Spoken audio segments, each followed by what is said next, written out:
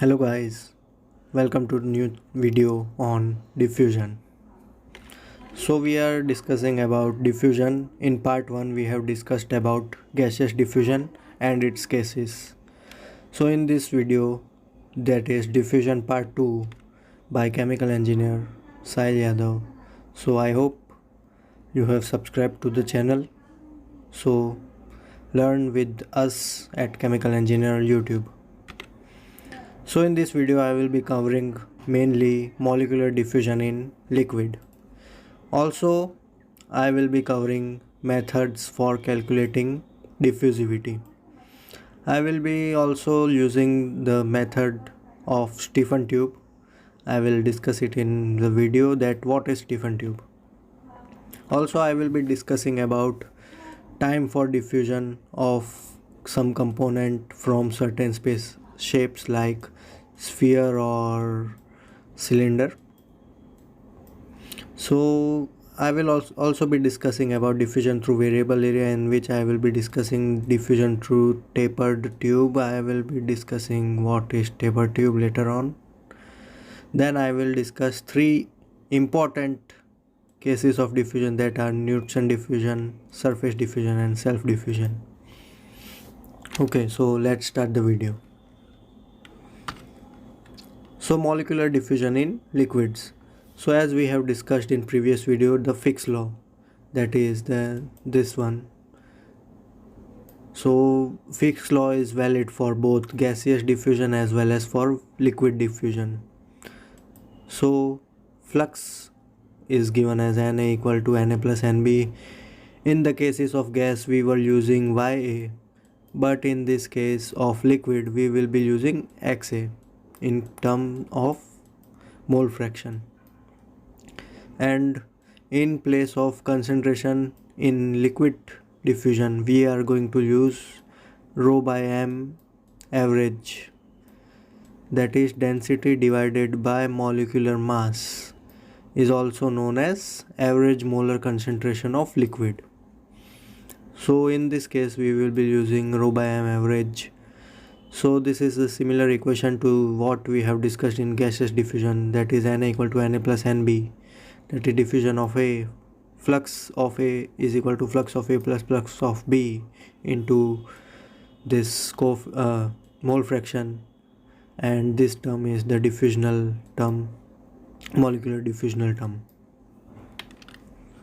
So the equation is quite similar to what we have discussed in gaseous diffusion, except rho by m average and Xa. In deeper if we get to know that rho by m average, so rho by m average, if we want to calculate, we can calculate it as 1 by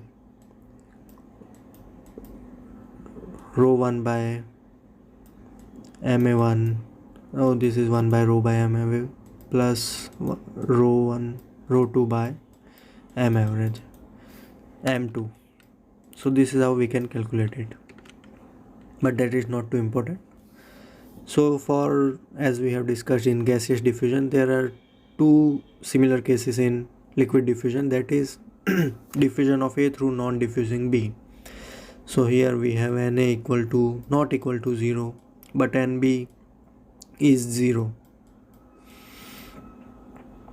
So we get some equation like this, where xbm is the logarithmic mean mole fraction. Similarly for equimolar counter diffusion we get the similar equation. Here only the change is rho by m is placed in place of concentration. So the liquid diffusion is not an important topic to study, but in order to determine diffusivity, so diffusivity is the important term to determine. So in order to determine diffusivity we have some tests, and in general we have some empirical equations. So general range of diffusivity for gases is 0.1 centimeter square per second to 1 centimeter square per second at normal atmospheric pressure and room temperature. So this is how diffusivity varies for gas. So for gas, diffusivity is varies according to the temperature, or we can say absolute temperature, raised to 1.5 to 1.75. So this is how we can calculate diffusivity if some question is given like at temperature T1 diffusivity is D1, at temperature T2 diffusivity is D2. So we can calculate it as D2 by D1 equal to T2 by T1 whole raised to 1.6, suppose it is given. So this is how we can determine the relation between diffusivity and temperature for gases. Similarly, diffusivity varies as the pressure increases, but this is not actually true because it only works at pressure lower than 10 atm. So generally it is the case that diffusivity decreases with pressure increase. So this is a general table for different components given with diffusivity in meter square per second. So for air, methane, we have at 273 Kelvin. Diffusivity of air methane is 1.96 into 10 raised to 5 meter square per it should be minus 5, 10 raised to minus 5 meter square per second. No, it's correct that DAB into 10 raised to 5. So 1.96 into 10 raised to minus 5 will be the diffusivity at 273 Kelvin. Similarly, this is the diffusivity of all different components. This table should always be given while writing the exam, so no need to remember it, but you should know the range of diffusivity for gases, that is we have discussed as 0.1 centimeter square per second to 1 centimeter square per second. So there are generally two methods for determining diffusivity for gases.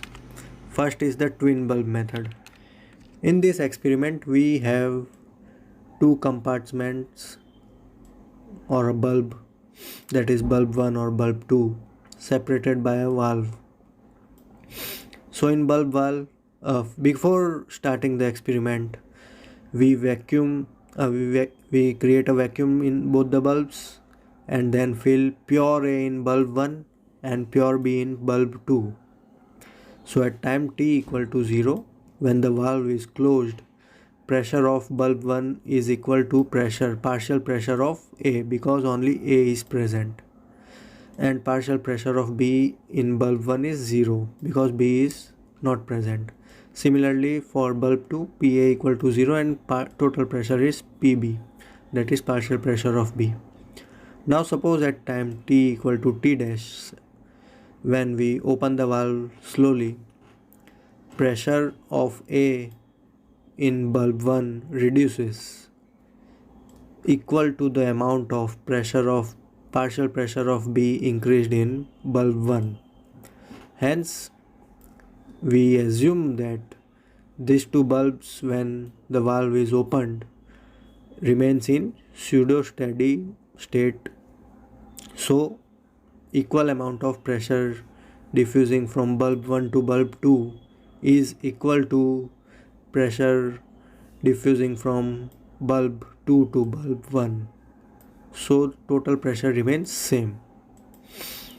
So this is how we can actually determine the diffusivity. So we have this equation where A is the area of diffusion or bulb we can say, and Na. So in this we have B diffusing in this direction while A is diffusing in this direction. So we have equimolar counter diffusion case, and the equation for flux for equimolar counter diffusion is given as DAB into delta P divided by RT into L.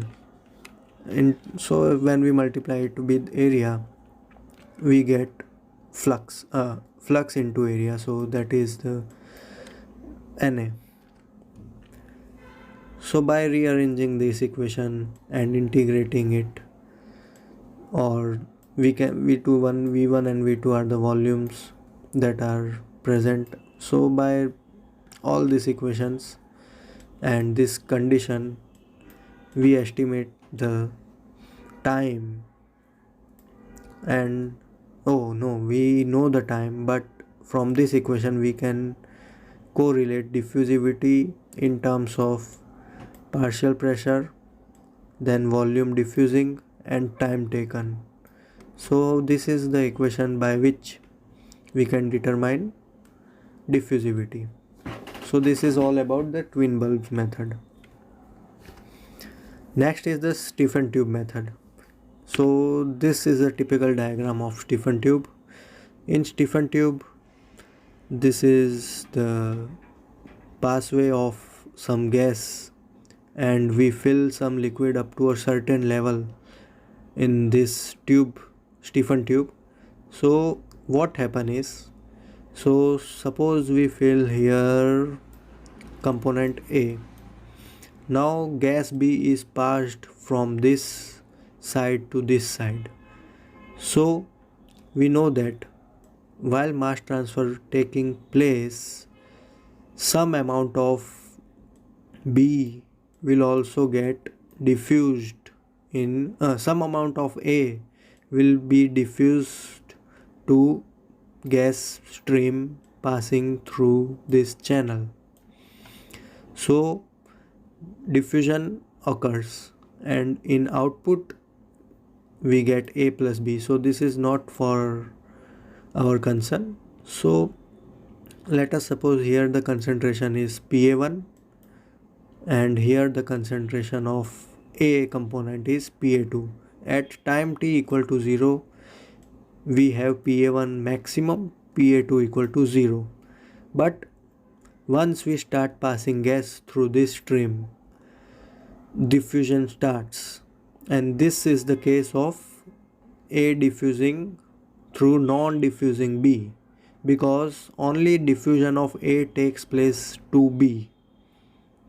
So what we will observe, so as we know that always diffusion takes place more in volatile liquids, so this volatile liquid will be diffused into the gas stream B, and so decrease in height will be observed after certain time.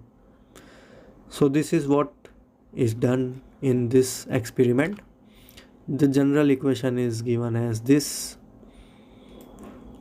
This is the A through non-diffusing B, as we have discussed it. Okay, so we have discussed it in earlier slides. So DAB, that is diffusivity of A in B, can be calculated as this. RT PBM is, you know, that logarithmic mean pressure. PA by MA is the rho A by MA is the concentration of A at time t dash. Z dash and Z naught are the initial and final height of this liquid observed at time t equal to 0 and time t equal to t dash. So this is how we can calculate diffusivity through this empirical or general equation. Now we have empirical equation, that is Chapman-Enskog equation. In this equation we directly determine diffusivity. It is actually a sum of both what we have discussed, that is diffusivity is directly proportional to T raised to 1.5 and inversely proportional to total pressure. And here we have 1 by MA plus 1 by MB, that is the for calculation of concentration, where 1.87 is the constant for empirical equation, and sigma AB is the characteristic length for which diffusion is taking place, and omega D is the Collegral integral, which is generally given in question, so no need to worry about it. But it is given as k tau by epsilon, where epsilon is also characteristic binary parameter. And if we are given the two components, characteristic lengths and parameters, so this is how we can calculate epsilon and sigma. No need to remember all this, and this equation is also not a part of GATE or some other exams, so no need to remember, but you should always remember that diffusivity is directly proportional to temperature raised to some 1.5 and inversely proportional to pressure. Another equation is the Fuller-Scatter and Giddings equation. So in this equation we know that diffusivity is, this is all empirical equation. It is assumed that T raised to 1.75 is the proportionality of diffusivity and inversely, and here we have sigma V, where sigma V is the atomic volume, and this can be calculated using table like suppose we are given C6H12. So for this we are given 6 into some value of carbon, volume of a carbon, suppose it is in the range of 12, and plus 12 hydrogens into some value of that is in the range of 1.5 or somewhat like that. So sigma VA is given like this. Suppose if this C6H12 is given and sigma B is some other component, so this is how we can calculate. But also this equation is not a part of any exam, GATE or something like that. Now for diffusivity estimation in liquid. So these all are the tables which shows the typical range of diffusivity. So here we can see that diffusivity into 10 raised to minus 9 meter square per second is given. So from this we can conclude that diffusivity of gases is more than diffusivity in liquid. Why?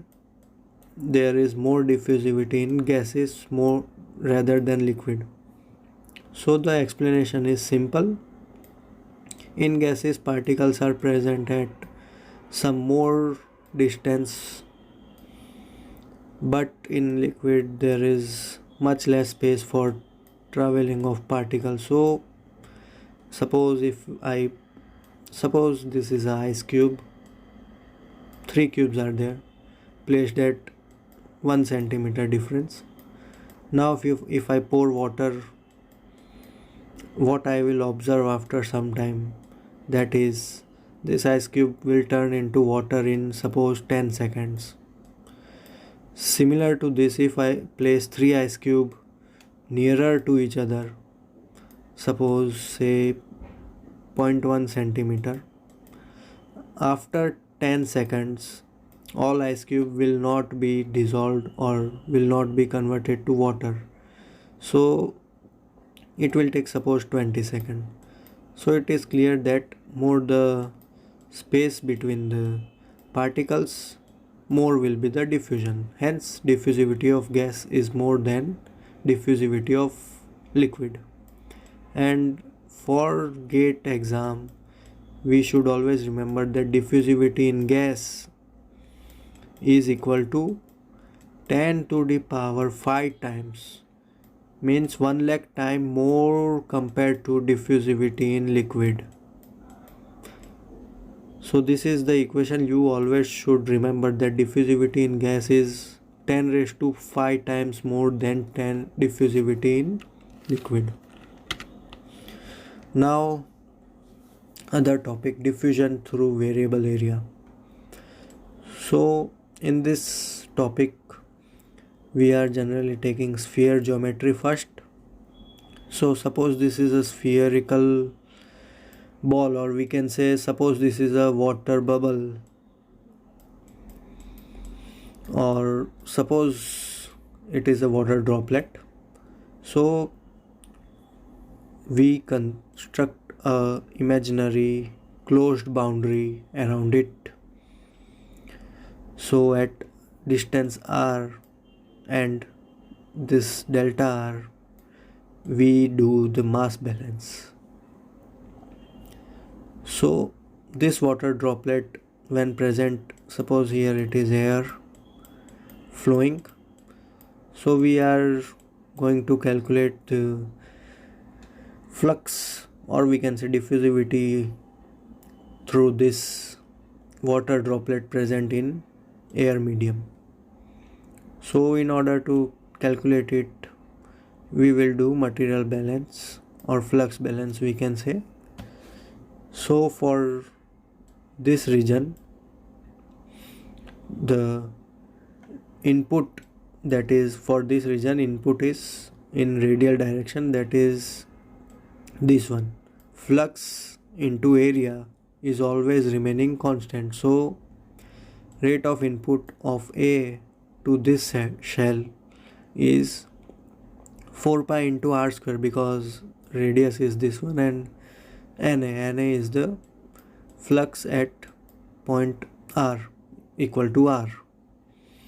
Similarly, the mass going or the flux going out through the system is at r plus delta r, so area remains constant and flux only changes from r to delta r.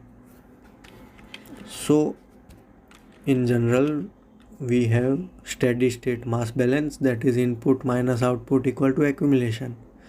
But in this case, we are assuming that air is not accumulating all the any of the water droplet, so it is totally a diffusion. So input minus output equal to diffusion accumulation.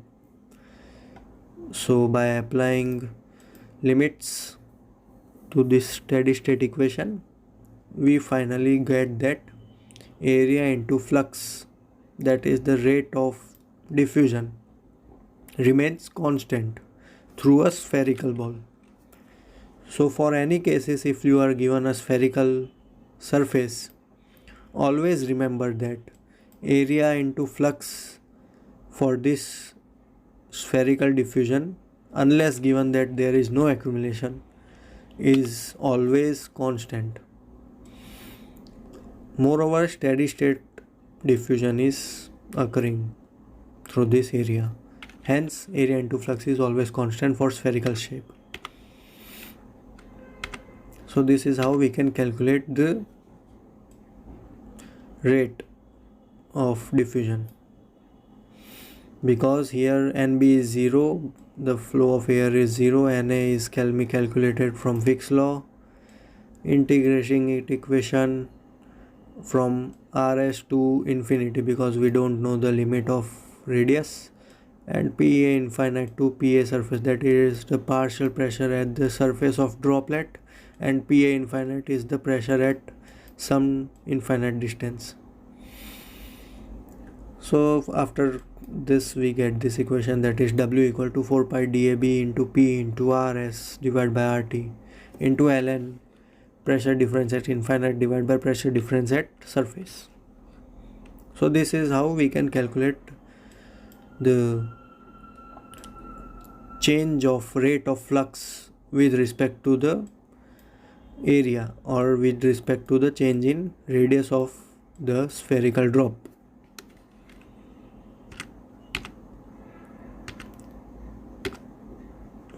Okay, so this is the equation for time. So we know that W is the rate of flux, which can also be written as the volume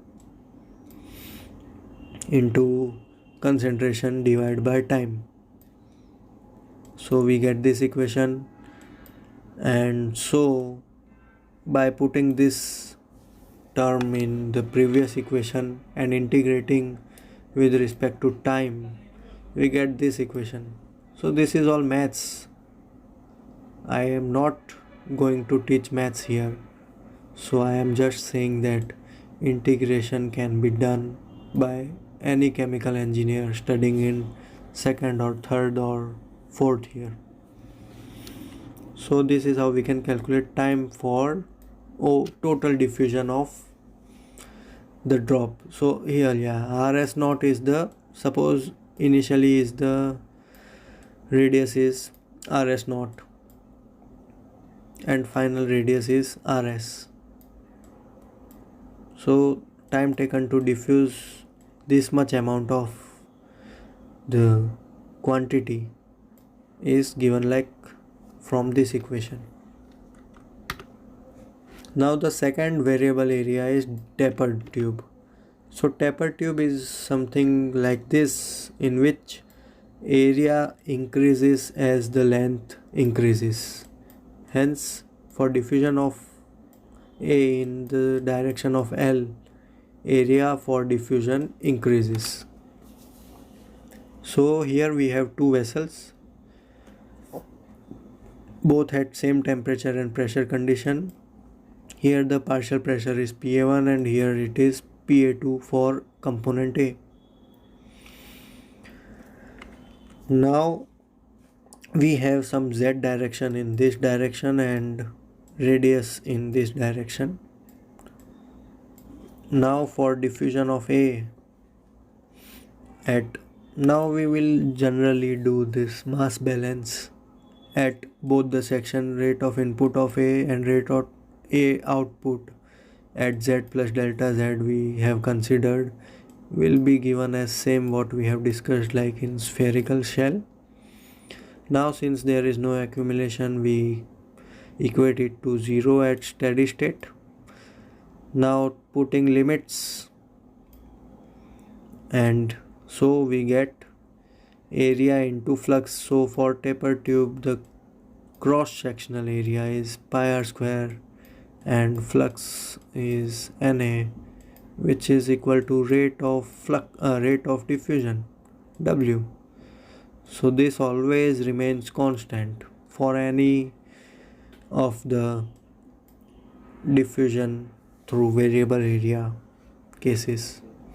So similarly we have equimolar counter diffusion, as we can see that B is diffusing in this direction, A is in opposite direction. So directly we know this equation for the flux, equating it with W1 and putting it in this equation, we get W equal to this equation, where R1 R2 are the radiuses R1 and R2 divided by L. Why we are considering R1 R2? Because we have to take radius square. So in tapered tube we don't have the constant radius, so we take it as R1 R2. Okay, so this is the equation for rate of diffusion for tapered tube.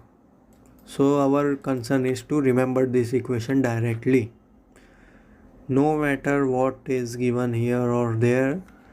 But when you see a steady state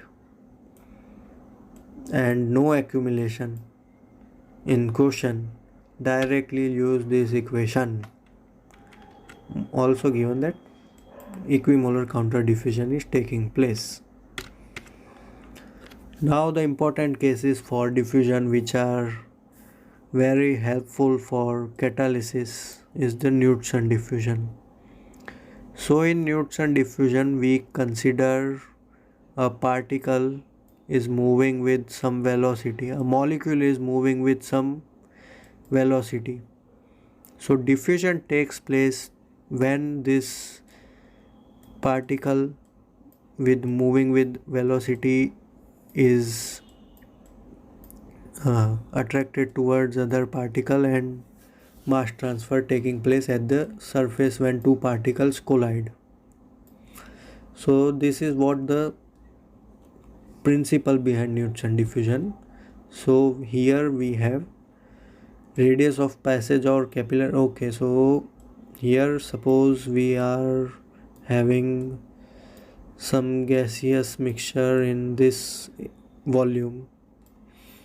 Now in order, suppose these are also the molecules.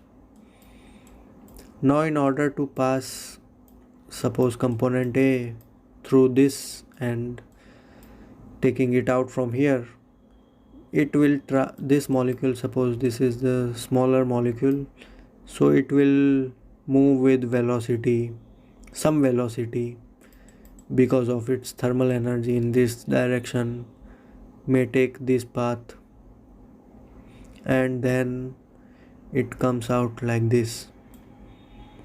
So the diffusion is directly proportional to the radius of passage in a capillary. So this is how the radius, this is which the path particle chooses for traveling, is the radius of passage, rp, where vt is the velocity of molecule by virtue of its thermal motion.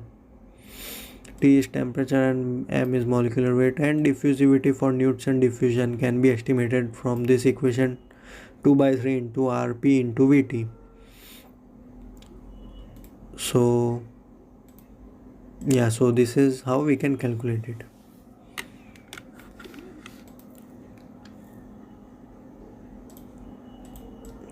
So this is how we can calculate it.